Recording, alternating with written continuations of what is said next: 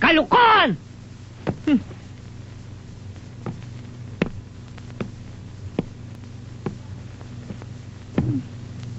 Hindi ako naniniwala dyan sa multo-multo na yan. James, kung ayaw mong maniwala, bahala ka. Basta ang alam ko, nakausap ko si Kuya Elvis. O sige, nakausap mo. Ano ang salita? Tagalog? Alam mo, James, ang sabi niya, ang tao daw, pag nasa kabilang buhay na, masasabi niyang lahat kahit anong salita.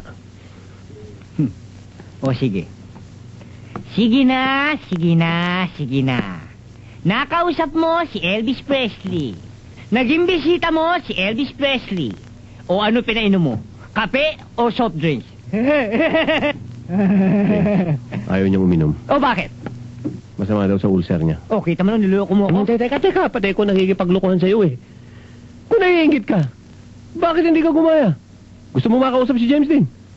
O edi gawin mo yung ginagawa ng mga matatanda. Kumarap ka sa salamin, alas 12 ng gabi, may hawak kang kandila.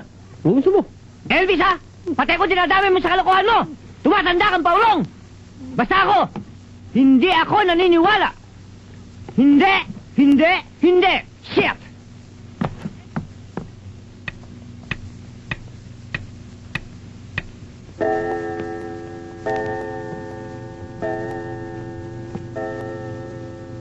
James?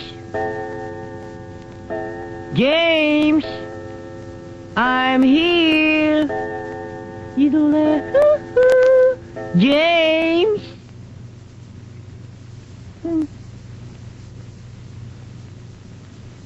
James?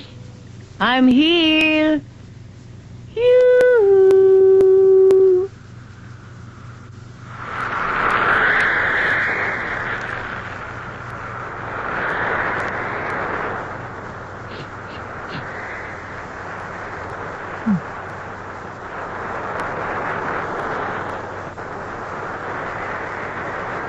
Tawag mo ba ako, James Dakoy-Koy?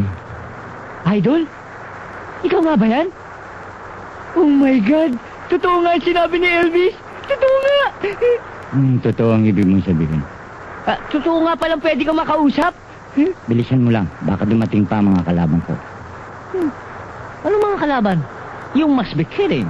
Wala kang kalaban. For me, you're the one and only, the legend, the giant, the rebel without a cause. Ulul! Hindi kita maintindihan. Idol, bakit ang payat-payat mo? Nagsasabu ka na ba ngayon? Niloloko mo ba ako? Oh, nagaganraning ka pa. Masama yan, hindi ganyan si James Dean.